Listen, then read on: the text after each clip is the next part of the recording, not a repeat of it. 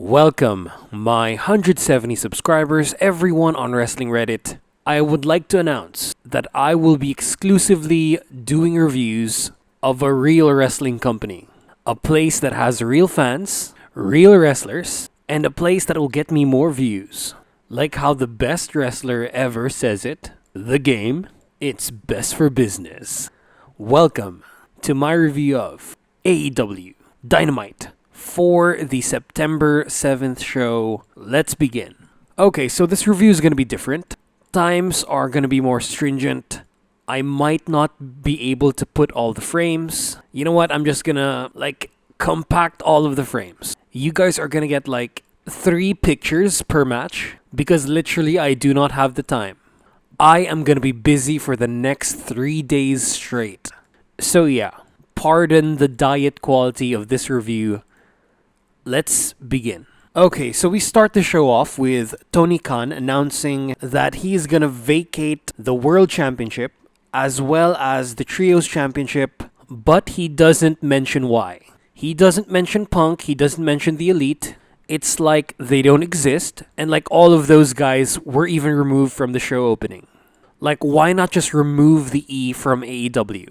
But yeah, the fans now apparently hate his guts. It's kind of well deserved. The man, did not do his job properly. He wasn't a leader. He just let, I'm sad to say, the asylums run the show, just like a lot of people have been saying, a lot of old heads have been saying, which now caused the suspension as well as possible firing of, 4 of your most over and just best dudes in the roster.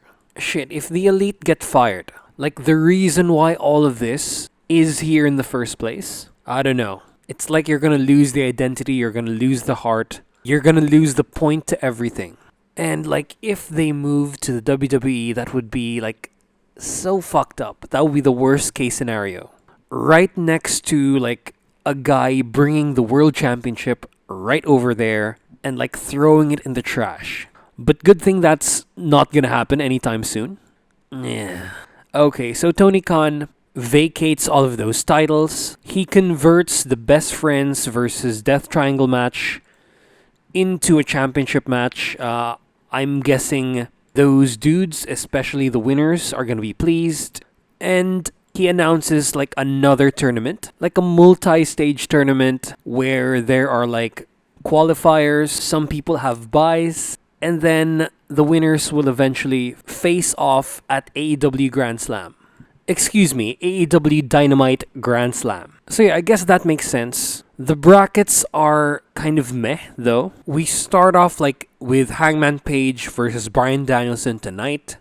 And then Sammy Guevara against Darby Allin on Rampage. And then all the succeeding matches are going to be at Dynamite next week, where the winners of the previously mentioned matches will face off against Chris Jericho and Jon Moxley respectively, leading to the finals at Grand Slam the week after next, where we crown a new AEW champion. And if I look at this bracket right here, especially considering the person who moved to the next stage, and considering the promo segment that opened the show, the dudes who were involved in that, it sort of gives us a hint of who's going to be the winner and what his next feud is going to be. So yeah, Danielson moves up after tonight's match, and he's probably going to get his win back against Chris Jericho. Jericho's beaten Danielson twice, and I don't think he's going to go down 3-0. It also wouldn't help in the feud with Danielson and Jericho if he loses another match. That's why I wanted Hangman Page to move up, because there's also this underlying story there, and the match could be a lot more unpredictable. Or at least switch it up. Move Darby or Hangman. Have Danielson face off against Guevara because that makes sense. It's against another JAS member. And I don't think I've ever seen Hangman Page and Darby Allin wrestle. So that combination would make all the sense. And then as for Jon Moxley, I think it's pretty much guaranteed that he's gonna make the finals. Who else would you have main event the fucking Grand Slam show? Honestly. So that's why it's going to be Bryan Danielson against Jon Moxley. And again, I think Moxley's going to take it. He's going to be a 3-time champion. And I think that's going to be a mistake. I have a cousin who hates the shit out of Moxley's guts. Or like just hates that he's always the champion. He wants someone different, like even Sammy or Darby. It's like that much for him. And he's not a hardcore fan. So yeah, like for me it doesn't matter because after Mox's promo tonight, it makes him feel like this, I don't know, like this like locker room leader. It makes him feel like the new heart and soul of AEW. The most like reliable person out there, matched up with the fame and like being capable in the ring and on the mic. I think it would make worlds of sense for Jon Moxley to win. And like having him face off against MJF after. Like they set up the feud starting tonight. So that's going to be Bryan Danielson against Jon Moxley. I think it would be cool if Danielson wins. It would nice to see him like be champion until MJF beats him at the pay-per-view. Or you know who would have been better to like face off against MJF or like to face off against Jon Moxley? Honestly, it would have been better for like Hangman Page to face off against Mox, another like Mr. Reliable in this like fucked up situation. Even though he did like contribute greatly to the chaos that ensued. Man like started the fire. You could also like add that to storyline.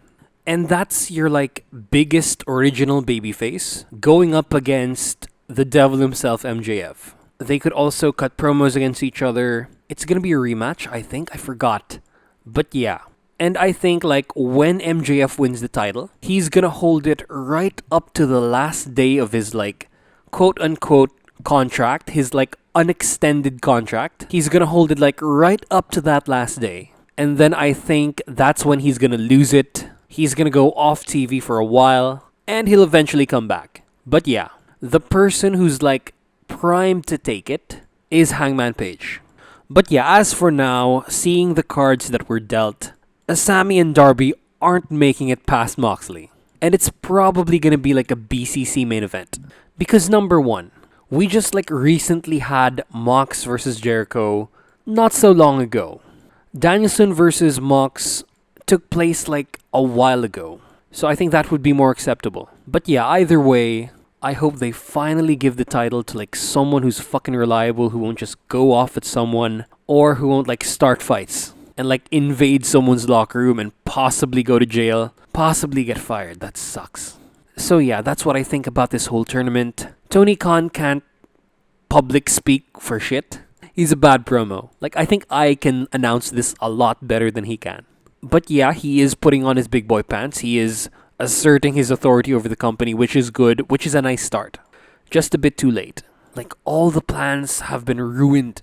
And plus, CM Punk is injured, so even if the Elite get fired, which is again the wrong move, you have an injured CM Punk. You have like an injury-prone CM Punk at this point. And you're gonna choose him over the Elite. So yeah, I don't care if you like suspend the Elite for months as long as they stay in All Elite Wrestling. With them gone, that's going to drive away so many fans. They're going to follow the Elite wherever they go. And if you release CM Punk, he's not going back to the WWE. That's impossible. He hates Triple H more than Vince McMahon. And like he burnt that bridge long ago. I think they hate him more than he hates them. So yeah, my 2 cents on the matter. Don't like the brackets. Don't like the finals. That's going to be like shaping up. But who knows? As long as you do it well, and that the person who wins has like a great program with MJF that makes sense, especially if it's a former WWE guy, who Bryan Danielson is more of. Because like he's more of this like former WWE guy that didn't start with the company. I think he's one of the dudes that like MJF alludes to in his like scathing promo. And yeah, that's just like a cherry on top. So after this, we have MJF's promo on Buffalo. Dude comes out in a Josh Allen jersey, the best fantasy quarterback this year. Although I didn't get him in many leagues. But yeah, good on MJF. But of course, this is MJF. He's not very genuine. He praises the Buffalo crowd. He like sucks their dick. He praises them. He fat shames a woman in the crowd and he says he's just kidding. He apologizes about his scathing promo that like insulted the AEW crowd. He even like puts them over. Thankfully, no one chanted "We are awesome." And then he addresses the tournament and why he's not in it. And again, it makes sense. He has the chip, so he's guaranteed a shot, and it's probably gonna happen on the pay-per-view, and he's probably gonna win. And I love that he mentions how much he has like leverage on Tony Khan. But his best line is the "I'm better than Moses." Like, he makes the reference so clear to people who know the myth. I think that's everyone. The Moses thing, he almost alludes to himself, but he does say that he's better than Moses. That shit popped me hard. I love that line. And so then enters Jon Moxley. And I kinda don't like this. They spoil the end of the tournament, and they spoil the match at the pay-per-view. I really hope it's gonna be Bryan Danielson, because it's still gonna make sense. It's still a member of the same faction. Maybe have Mox be MJF's first challenger. But this is probably gonna be the main event to Full Gear. So yeah, Moxley calls out MJF's shit. And then MJF like finally reverts back to his like genuine true self. And then he throws nukes, just like he said. This is the most buzzworthy moment of the whole show. MJF like alludes to the WWE, Cody Rhodes, Triple H, and like knowing Mox as someone who hates that place with a passion. And knowing how much like this gets under his skin. Like how bad things were when all that shit went down over there. It just elevates like this like fingers into eyes thing that Mox does. And I love how he like doesn't get into like a verbal argument with MJF. I love that he like just challenges him to a fight right there. Suits Mox's character, and it's kind of like how you beat MJF. Like especially like physically the most like powerful dude in the roster is Jon Moxley. Put him against anyone and he will win for sure. He's the one that's been built the strongest. He's a member of the top faction. And yeah, he's the most popular dude. But yeah, hurting people is Mox's gimmick. It's about the fight to him. So yeah, MJF kind of like shits his pants. He has a bit of a struggle getting his shirt off for like the fight. And then when he gets his shirt off, it looks like he's been working out. But then typical MJF backs away and then even leaves his scarf. And I've checked how expensive that fucking scarf is. And like imagine what Mox will do to that thing. He's probably gonna use it to wipe his ass. But yeah, MJF might just buy one. And I actually think that there's a missed opportunity right here. I think MJF should have brought out his new faction just to like bring emphasis to them. I think they missed a chance here to like put everyone there over. Like have them like go at Mox after like the promo that Mox cuts. Have BCC save them. And yeah, that could even build feuds for like Wheeler as well as Claudio.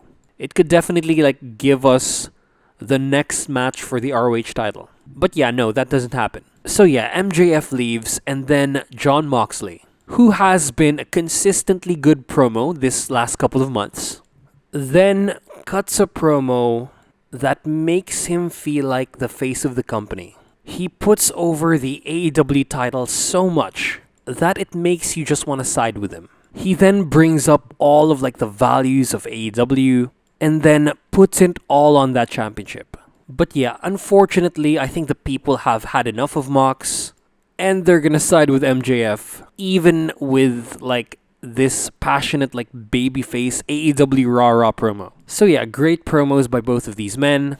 Builds up to the tournament, builds up to Full Gear. MJF doesn't bury the company as much. It's like alright, but he did come back and he does have a new faction, so he's probably extended by now. And when he wins that title, he's probably gonna drop it like at the last day of his like contract. Because if they do something with like Tony Khan pulling a Vince McMahon on that last match, if they like do it like almost exactly, it's gonna give heat to AEW. It's gonna like make people call them copycats. And it just doesn't have the same effect with Tony Khan, who's a babyface promoter. And I know some people who like actually believe that Tony Khan will allow him to like bring the title to the WWE.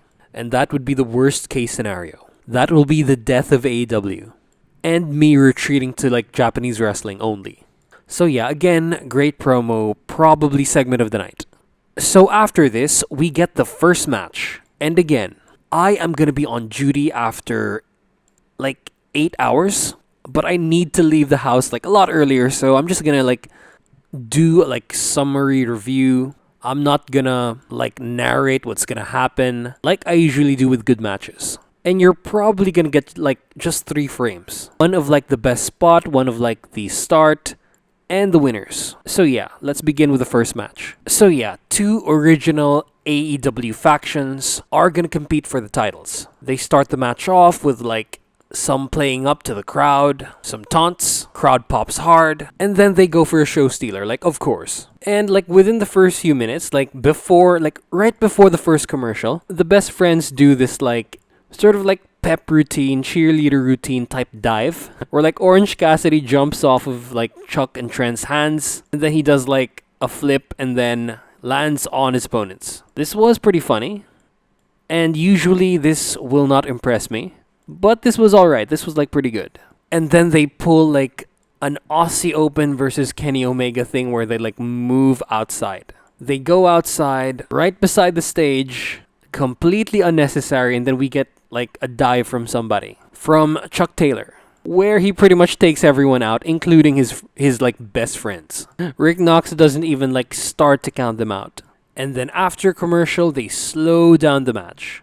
But it becomes like slower than the Elite versus Aussie Open. And I kind of don't like this match structure. Don't like completely slow down the match. You can cut the ring in half. You can like hold someone hostage in your side of the corner.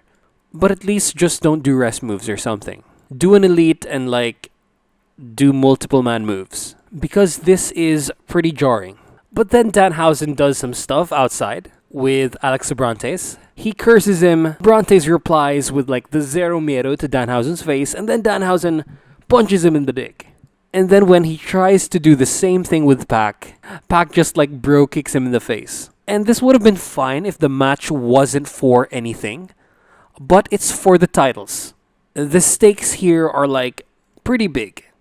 You're gonna be like the real first AEW Trios champions. I wish these 2 teams would like at least try to top the match at All Out. But then the match picks up, but it keeps being like pretty made for TV. Reactions were kind of slow and like a bit sluggish, especially for the best friends. And then an awesome spot does happen. It's probably gonna make it to like honorable mention on a normal day, but this is enough to like cause the Buffalo crowd to chant "This is awesome," and it's not well deserved. And then we get to the finish. Death Triangle did like a triple Canadian destroyer to each member of the other team, like their counterparts. This gets them out of the ring. Chuck Taylor stays inside. Lucha Bros do their finisher to him. Fenix then does an outside dive, and then Pac hits the Black Arrow for the win. New Trios champions. So yeah, for the top spots of the match, I think it's the introductory taunting, followed by the triple Canadian destroyer, and then number 1 is the finish. So very high effort for Rey Fenix, and it like makes Chuck look strong. He basically gets annihilated to like get pinned. So yeah, alright match. This is like TV undercard, pay-per-view undercard level of match, but like pretty low on that card. I think they should have just like put the titles on the Dark Order. Like have Hangman Page and John Silver and Alex Reynolds win the title tonight, and then have Hangman Page like compete at Rampage, or like next week, or like have him be a fucking bye. But yeah, happy for Death Triangle. They finally won titles. I wasn't expecting them to become Trios champions like right away, but because of present circumstances, we have it.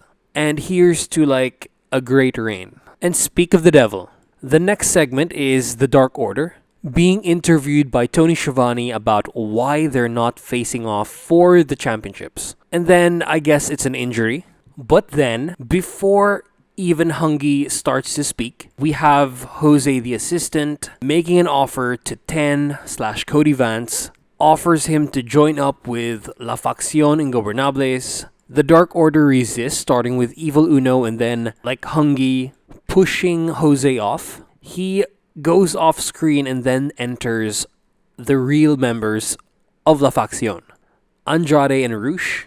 They almost get into a scuffle with the Dark Order, but then Andrade hints at like 10 actually being interested. And then we have like dissent within the Dark Order. So yeah, I'm glad that we have like just the Dark Order and Ingobernables in like a legit storyline that's pretty interesting. Like of course 10 is gonna move over to the dark side, but I think it's the right choice. Like looking at Cody Vance's like real appearance, looks like a star actually. He looks like the WWE definition of a star, and this might be his big break. So yeah, he should definitely leave the Dark Order because he's like a nothing member. They're like pretty bloated right now, and he could be a big help to La Facción.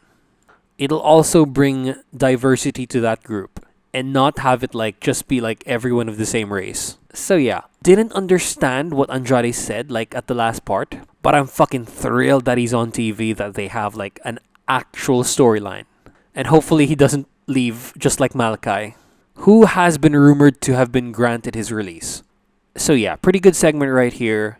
But of course, it doesn't top the opener. So after this, we have a quick like recap of what happened after the Women's Championship match. It's basically Britt Baker going to talk to Jamie Hayter and then Jamie just blowing her off, even like yelling at her. And this is kind of weird because the match is a four-way, or like was a four-way, and it's expected to like break down, to like having the friendship lines like break down for like even temporarily. They do this in the WWE a lot, but I think that if it's like not a rumble, if you're like facing off just like against 2 or 3 other people in a match and you have your friend there, I think it's pretty much expected. And I think like real people would understand the plight of the other person, even if you're like in a faction. Like the Blackpool Combat Club don't give a shit. But here, Jamie kind of seems unreasonable. I don't think she's like the full babyface. This is like kind of a dick move by Jamie. Like, what do you expect for Britt to do? Like, just not try to win the title? That's dumb. I think that is where this WWE thing kind of works. But yeah, this moves on the feud between them. I mean, Britt did try to pin her. Like take advantage of a finisher to her and then try to pin her, leading to like her getting actually pinned by Toni Storm. But yeah, would like to see like the follow-up promo battle between these two, as well as the match, of course. But that's gonna be like months from now. Hopefully at Grand Slam, that would be nice. And have it be like a multiple match feud. Okay, so after this is Toni Storm versus Penelope Ford in a non-title quote-unquote eliminator match. So finally, we get to see Penelope Ford again. She's accompanied by Kip Sabian, but this pairing doesn't work with that gimmick. It's kind of weird. It would be nice if like both of them would have boxes on their heads, or if they like complemented each other more. But yeah, all in all, nice to see Kip Sabian and Penelope Ford both together on AEW TV again. And as for the match itself, they start off with like a technical start. It then becomes like playing up to the crowd. It shows off Penelope Ford's in-ring charisma. It's pretty fucking good, and I think she can be their Scarlet Bordeaux. But I think that gear doesn't suit her. Like for me, she was at her best when she was with Janela and she wore those like pants, those jeans. But yeah, she dominates most of the match and we get to see her like pretty nice arsenal of moves. But the match is also pretty made for TV. They slow it down a lot. I mean, there's no like the awkwardness of women's matches. The crowd doesn't really get into the match until like a certain rest hold by Ford that gets Toni Storm back in the match. But yeah, I think they should have gone for a spot fest. Like literally, the ladies should go for like epic matches like right away. Like spot fests, show stealers and such. But yeah, okay, so we get to the part where there's awkwardness. So yeah, there's a pretty much some awkwardness here. It happens when Ford like rams herself on the post, as well as when she pushes Toni to the ropes. And that finish, that bad finish, that terrible finisher by Toni Storm, that like DDT that she does. This one, the way they do it in this one, it's like not even impactful. It's like she just rolls Penelope Ford to the floor and then pins her. There is like no impact there. God damn it. What a terrible first defense for Toni Storm. And I think she was like outperformed by Penelope Ford, who wasn't on TV for like the longest time. So yeah, there's only one spot of the match, and it's the handspring elbow attack on the corner, like the one where Penelope Ford does a lot of flipping. But yeah, I think she should like channel her character when she was with Joey Janela. That was more entertaining, and that is what like really impressed us about her. Like the match she had it All In, where she was the manager, was like maybe the most convincing we've seen of her. And she just declined from there. And yeah, this match is a TV show Rampage undercard only. That finish was so awkward, and the match doesn't like go up a gear. So yeah, after this we get a promo, like a video promo back and forth between 2.0 and the team of Hook and Action Bronson. And let me just say, fucking 2.0, like not just Daddy Magic, but Cool Hand Ange as well, are like maybe a 10 out of 10 on the mic. Ange is like an 8.5, and then Magic is like a 10 out of 10. You're gonna get a taste! And Action Bronson isn't so bad as well. Like, he could be a wrestler in the company. Hook doesn't talk. It's more of like Action Bronson versus 2.0. They're setting up a match between the two teams. And as long as Hook does not squash these two guys, as long as like Action Bronson and Hook don't make these guys look like jokes, if it like is evenly matched, because these two like have been in wars in AEW in the main roster, or like on fucking Dynamite in Blood and Guts specifically, as well as like Anarchy in the Arena. So yeah, there is no reason for 2.0 to get squashed. So yeah, I'm kind of looking forward to this. Fucking 2.0 and Action Bronson have sold me on this feud. And you know what? I don't actually care if like Action Bronson becomes like a regular performer. Dude can talk, and he looks the part a lot more than Bad Bunny does. And like he's actually related to like one of the wrestlers. He actually like contributed something to one of the wrestlers. So yeah, so that's pretty good. Looking forward to some more Action Bronson. Great segment. So after this, we get the announcement of the rematch between the Acclaimed and Swerve and Our Glory. So the Acclaimed make their entrance, and before Max Caster raps, Swerve like cuts him off and then proceeds to cut the corniest joke ever. Like, this is like the oldest shit in the book, and it doesn't fucking work anymore. It's nice that he insults the raps, but then like says this stupid joke that, you know, like, what's a good joke? The Acclaimed is tag team champs. That was so bad, and I think it was like so corny, and it pretty much buried Swerve. But then Max Caster burns him, Daddy Ass like murders him on the mic, and then the fans like make it clear that they want the Acclaimed as tag champions. But for me, I think Battle of the Belts is too early. I think the Acclaimed should like work their way back up again, and Swerve and Our Glory should turn heel. Like, this could be like a long-term feud. But instead, as said by like a lot of people, like they want the Acclaimed as champs right away. And yeah, I think that's kind of a short-sighted move, because when the Acclaimed win the titles, the chase is over. And Tony Khan like has a bad time booking champions. So I really think it would help, like even the Acclaimed, just chase the titles, beat the top ranked teams, and like right before the next pay-per-view, if you have like a special Dynamite, the suspensions will finally expire, I think. And if the Bucks are still in the company, have the Acclaimed just beat the Bucks. That's gonna be awesome. And yeah, you're kind of cutting the Swerve and Our Glory's reign short. You know what I would like to happen? I would like fucking Swerve and Our Glory to like cheat to win against the Acclaimed and then beat them. I want this feud to be drawn out even longer. This could be like gold right here. This could be like amazing. If Swerve and Our Glory are just like built up even more, but now as like full-blown heels and not just Swerve. Let's have that fucking blood feud at the next pay-per-view. And please, Swerve, like, cut the shit. Stop stop like making these fucking terrible like jokes from God knows when, from like the dinosaur period, the Jurassic era. Fucking terrible jokes. So after this, we get another segment with JAS members, Chris Jericho, Anna Jay, Sammy Guevara, and Tay Mello. And I think this like is number 2 spot of the match because Jericho like does this like history promo. He mentions Ponce de Leon looking for the Fountain of Youth, but then Chris Jericho found it and he's drinking it in, man. He's bringing back that like gift of Jericho thing, but he doesn't lose feuds, thankfully. And then he like does a fail, but the fail works so hard. He says he's the best wrestler ever and best sports entertainer ever, and then the abbreviation, he gets this so fucking wrong. It's supposed to be like BWE BSE, but then he says like BWBC, and this so works so hard. He hashtags it, and the dude even like repeats this again, and it's so stupid.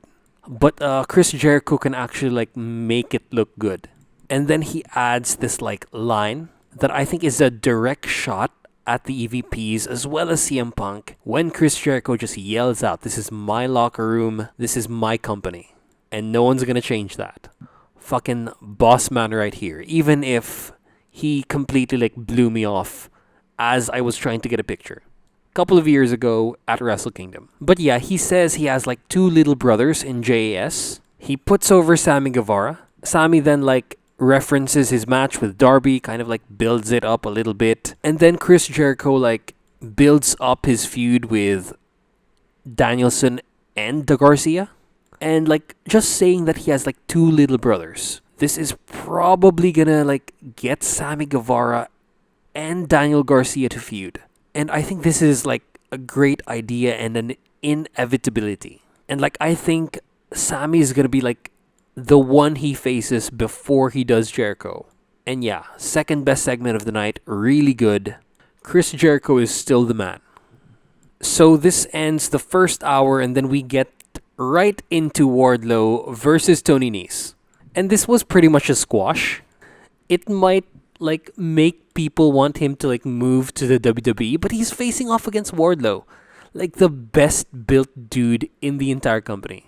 Yeah, people might want him to leave now, but I think he does his role very well. He's like a comedy wrestler now, and I think like right before the squash happens, right before he's powerbomb Symphony, he gives Wardlow just cause because he kind of like flaunts his own physique and then like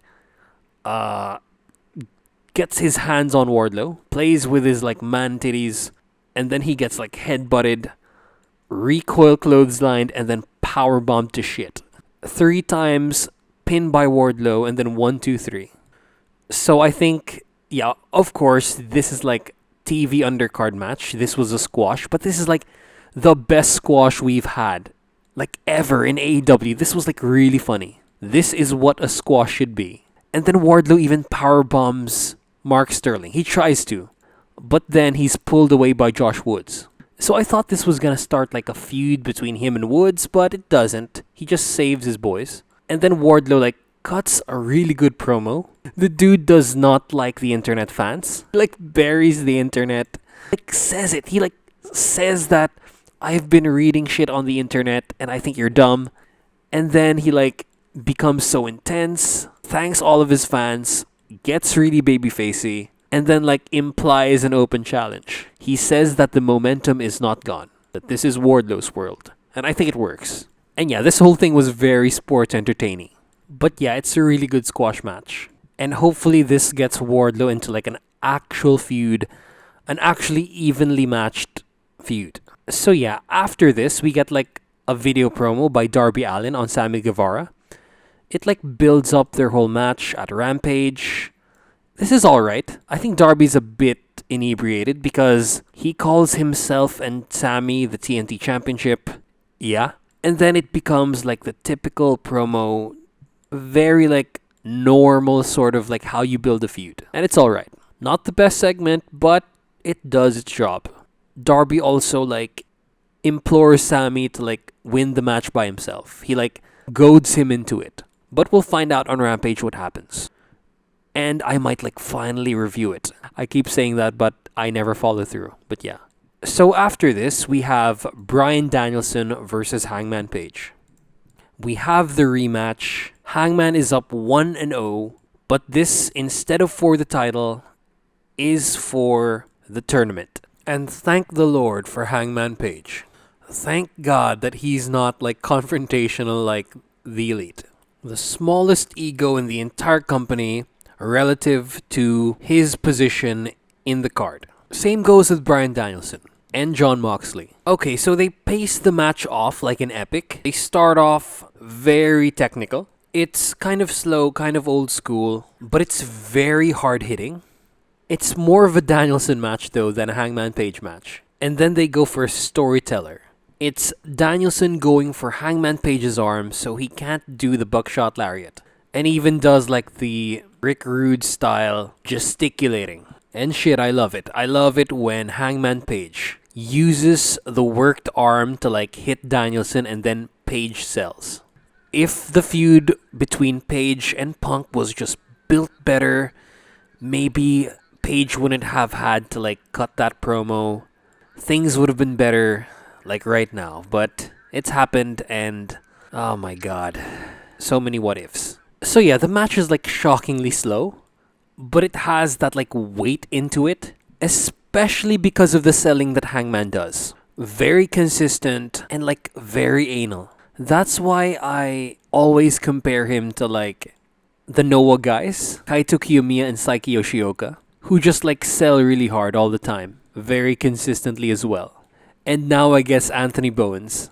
Yeah, this feels like a pro wrestling Noah match. But sadly, the crowd, I think, expected a more like show stealer. Crowd wasn't very like loud for this one. The crowd felt like the Jericho versus Danielson match, but the match itself was, I think, a lot better. The biggest problem of this match, I think, is that they were like too storytelly. It was like pretty slow, and there were a lot of times where like both of them were just like on the floor, and I think they should have picked it up. The crowd does chant "This is awesome" after like this sit down last ride. But like if I'm a TV watcher, like if I'm like at home and not in the actual arena, it wouldn't help if the crowd is like silent, like focused on the match. It would be a bit jarring for like a "This is awesome" chant if like they were like quiet and like focused watching. The cheering like adds like about like I think 30% to like the quality of the actual match itself and like the enjoyment factor. And that's what I think they missed here. But the match itself was really good. If you like listen to this with crowd noises from other matches that are louder, this is like awesome. But then the match picks up after the Deadeye. They start throwing their bombs. Danielson tries to finish the match with like submissions. We have an Orihara moonsault, and then we get to the finish, which was awesome. So right after Hangman Page hits an Orihara moonsault, he sets Danielson up in the middle of the ring for the Deadeye, but then he misses, and then Danielson does this technical pin and then wins 1-2-3. So yeah, great match. I think this is like pay-per-view undercard only quality of match. It was well wrestled. It wasn't like too flashy. It was like very storytelly, but also like a bit slow. It's a bit too slow for my liking. But I love the consistent selling. So yeah, for the spots of the match, number 3 is the Avalanche Fallaway Slam. Number 2 is the Comebacker Lariat. And number 1 is the finish. So after this, we have the Jungle Boy promo. It addresses his 22nd loss and Luchasaurus' betrayal. He directs this promo mostly on Luchasaurus though, and I think the heat of this feud really picked up. I think this is what should have happened like when Jungle Boy returned. But I'm glad that they're riding the ship right now. They just had to go through a pay-per-view to do it. But yeah, this keeps everyone relevant. Jack Perry is like finding his way around promos. And I love how he just buries Luchasaurus, as well as threatening Christian of like shortening his life. So yeah, looking forward to the match against Luchasaurus, to the match against Christian, much lesser. So after this, we finally get Stokely Hathaway and MJF's new faction. But they don't say anything. He's cut off right before he says the reason. And I don't know if like they don't have a reason yet. That Tony Khan is trying to figure something out. He's trying to pull something out of his ass. But yeah, this is like a bad look for the faction. Bad like debut. And it kind of feels like they're a bunch of bums that MJF just used. This didn't help them like pretty much at all. They just beat up a stagehand and that was it. They should have at least went for Mox. So yeah, and then we don't even get to see MJF with them. It's like it's like they're their own thing. It's not a good look, especially if like, yeah, I mean, come on, Tony Khan. Like this is the worst segment of the night. Kind of takes the wind from this new faction sails, but we'll see what happens. Okay, so after this is the main event. Wheeler Yuta against Daniel Garcia for the ROH Pure Championship. So let's like talk about the start first. Daniel Garcia is accompanied by like a Buffalo rapper. I don't know his name. Wait, let me look for it. His name is West Side Gun and he's alright. I'm just not a fan of like rap. I like Kendrick Lamar. I like some of like Kanye West, but not really like super crazy about that. But I do like NWA, so yeah, this was alright. But Wheeler Yuta's music, as a fan of Japanese wrestling as well as being an Asian, is more appealing to me. It's like so like kind of anime. It sounds like a Tiger Mask or a Jushin Liger type music. But yeah, as for the match itself, crowd was super loud for Daniel Garcia. So in this match, both competitors were limited by the rules, but they managed to like wrestle a faster paced match than the one before this. And like as a give and take, this was less impactful. And I didn't know this, but in a pure rules match, you're only allowed 3 rope breaks, and I think this is so interesting. This definitely adds to the match. So this match had like less storytelling. There's less working on limbs and more just like slamming the person, getting them on the floor, trying to take them out that way. And in no part of the match is this more exemplified than with the fucking German suplex battle. So Wheeler Yuta gets 2 first. Daniel Garcia then gets his own waist lock and then goes for 2. And then he avalanche German suplexes Wheeler. This, I think, is my top 1 spot of the match. And then top 2 spot is when Wheeler works heel. He fucking removes the fucking steel support padding and then just like works on Garcia, but then he's eventually gets what he deserves, basically. So slowly as this match goes on, Garcia is looking more and more like a member of the BCC. Then they have this like pretty meh slap fight, and it ends with like a hard for their standard slap that like gets Wheeler in like a fencer position on the floor. But I think Garcia should have just like went Nakajima and like struck Wheeler harder. Not enough to concuss him because that would be dumb, but just enough to be like, oh, he just slapped him hard. He just Nakajima Tetsuya endoed him, but not actually knocked him out. Just like some small criticism for this part. But then we have an awesome moment that it's just a punch, but like legit. Like there's this one YouTuber back in the day. I forgot his name. He's like Dom something.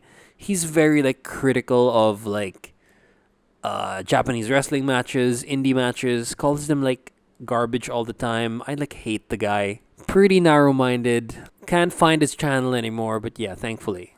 But he does say a line that like a punch has to tell a story. And this punch here like told that and more. Because like closed fist strikes like result in disqualifications in pure wrestling matches, like in pure title rules.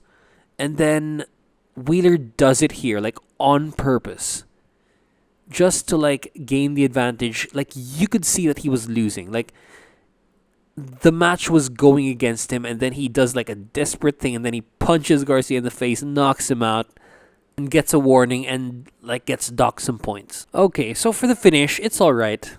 Garcia goes for his Dragon Slayer. He sort of like does some rubbing on Wheeler Yuta, and then Wheeler tries to go for like a reverse chancery. That's what I'm gonna call this. And Garcia gets away. He like does some more like grinding, and then he gets Wheeler to tap out. Garcia wins. Okay, so top 3 spots of the match. I'm just gonna go through this real fast. Number 3. You know what? Number 3 is gonna be the punch. Number 2 is the working on the side. The removal of the padding and then the stepping on the face and such done by both competitors.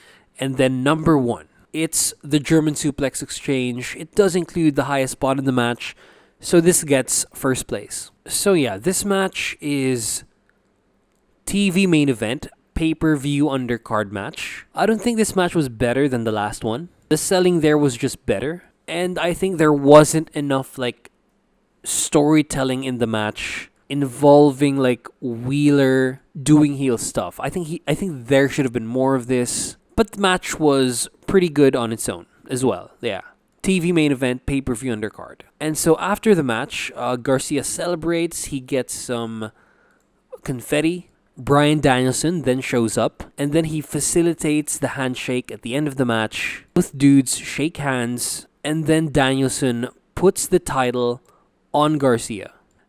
And then Jericho shows up, and he just realizes that he has lost one of his little brothers. Garcia, I think, in all but name, is a member of the Blackpool Combat Club. Like, we just need, like, the actual turn on JAS. But Garcia was, like, showing signs of it right now, and I think this is a really good encounter. This also builds to the match next week, but I hope it's better than the one at All Out. So yeah, these are my match rankings for the show, and I think this was a really good Dynamite, considering like this, like the EVPs as well as like the top star of the company aren't here. They did what they could, and I think they did better than what most people were expecting. Like, people were expecting like a total disaster, but they managed to pull it out of this one. So yeah, women's match was the worst. Like, to have Toni Storm look the worst among, like, all of the other women is criminal. Stokely's faction wasn't really, like, showcased much. We didn't get an explanation. There was no progression to that story. Segment of the night is the first segment of the night. And we had some bangers. Like, I think 4 out of the 5 matches were really good. Even the Wardlow squash. So yeah, great show. This one will probably have less frames, and hopefully I'll get to release that maybe like tomorrow. So yeah, like, comment, and subscribe for engagement. Share if you do not know me. Hit that bell notification for future videos, and please watch my shit.